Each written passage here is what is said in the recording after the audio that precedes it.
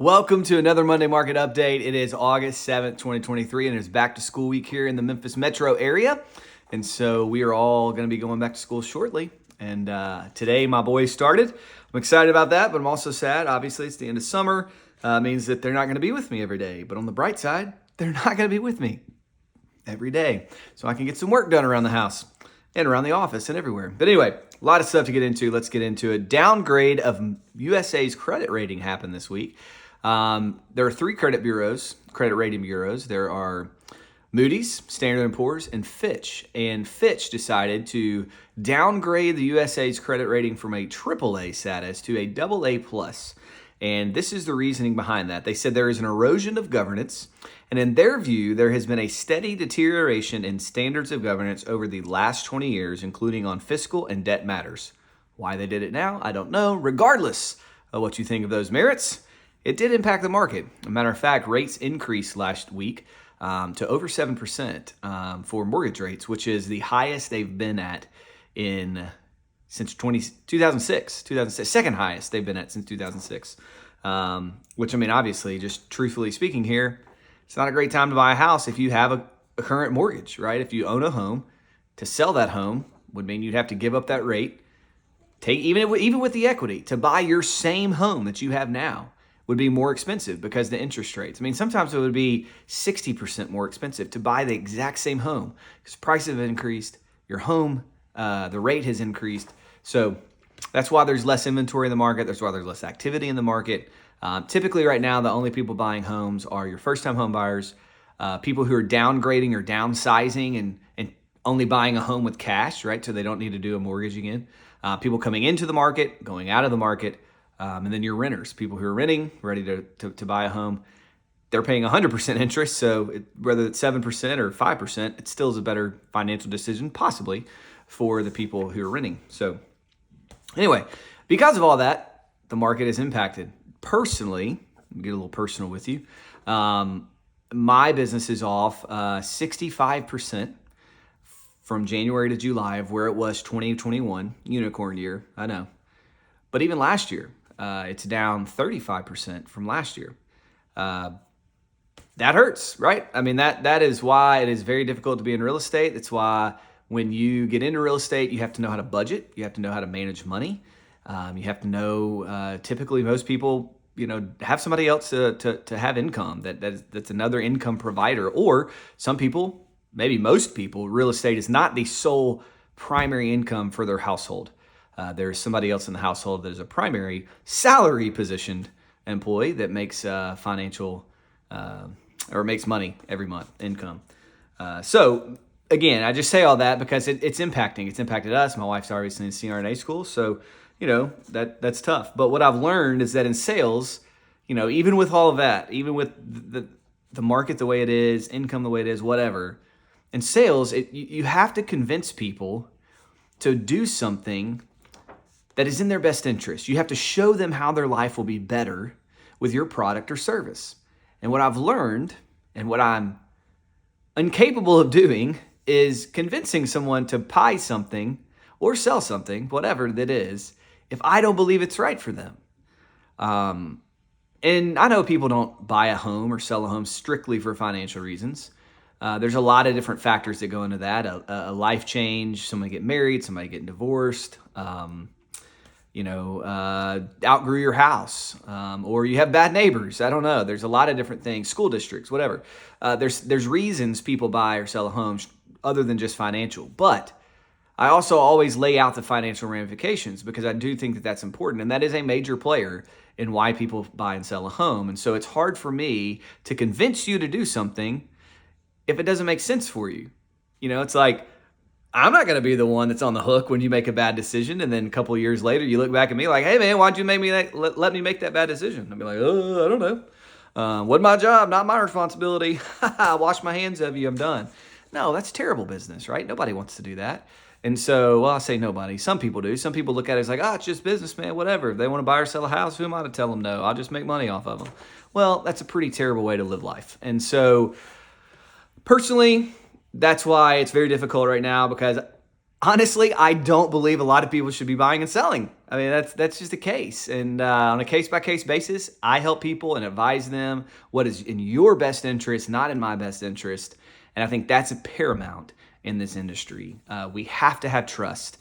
We have to have trust with one another so that if I'm advising you to do something, you trust me enough to go, okay, if you're telling me to do this, I'm going to do it. Or, okay, if you're telling me, no, I shouldn't buy this house, and no matter how great I think I love it, I'm not going to buy it then. Because I do think that that's very important, to have an expert, an experienced person to come through that has been in the place where you're at, that can guide you, that can advise you into doing something that will be in your best interest and helps you make the best decision for the future. The other thing that's important in this industry is negotiation skills. People think, oh, well, I want you to be able to negotiate me the best price on the house and the best terms. And it's like, that's true, but I also need to be able to negotiate with you, my client, because I need to be able to negotiate you out of making a bad decision. Because if you're making a bad decision, I need to negotiate you into making a better decision. And I think it's very important. Anyway, I read something this week, speaking of truthful, and I've said this before, that it's hard for me to tell you guys what to do when your situation is very unique and it's different and it comes down to your set of facts, your motivations. But I saw something that said mortgage rates follow inflation. So when inflation is increasing, mortgage rates are increasing. When inflation is decreasing, mortgage rates are decreasing. And conventionally, that is true. Conventional models would say yes, absolutely. The problem is, as I've said before, we are not in a conventional market. We're in an unconventional market. We're in an atypical economic environment. And you cannot rely upon these charts and these conventional models. I mean, it's just not happening right now. And so, when I'm saying that, it's like again, don't pay attention to everything that's out there. Truly bring it even more local than it is now, and like all the way down to your individual situation. You need a local person that is expert, that is experienced, that is able to advise you and tell you what the best path may be to lay out all the options and all the risk associated with whatever you need to decide to do. Jobs numbers. All right, jobs numbers came in this week. 187,000 new jobs were added. The unemployment rate declined to 3.5%. However, that's because less people were actually in the market. More people sat on the sidelines. Why that is, I don't know. I've talked about this multiple times over the past couple of months. But wages grew by 4.1%. So that's less than the inflation rate. So you would think, oh, people are making more money. We can breathe a little bit more.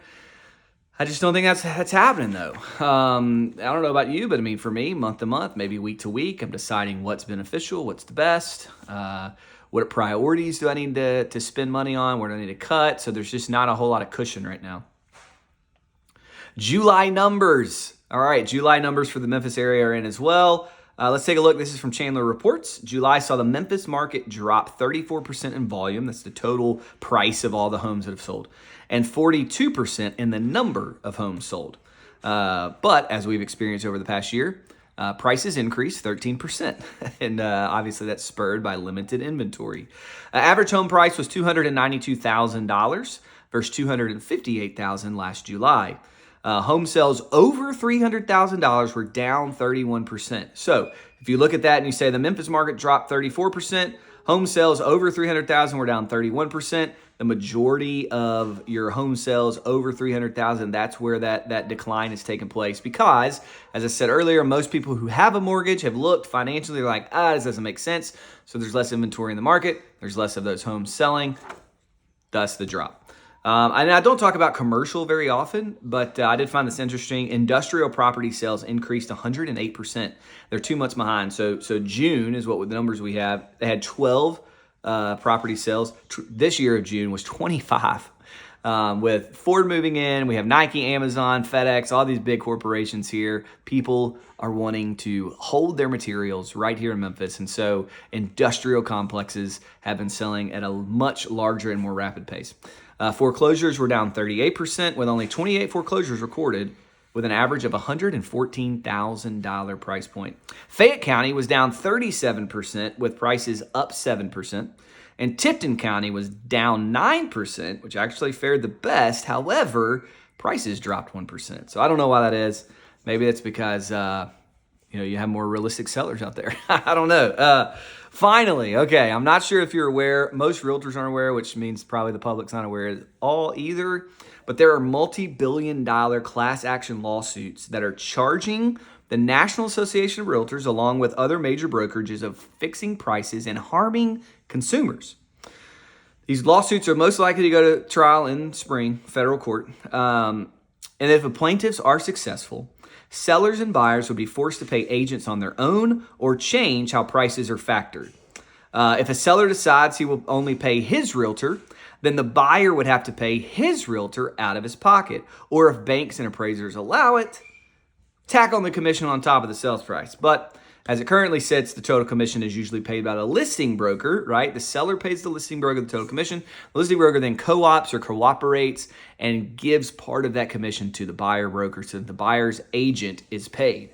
Okay. However, this lawsuit is wanting to do away with that current method and wanting to have buyers pay out of their pocket.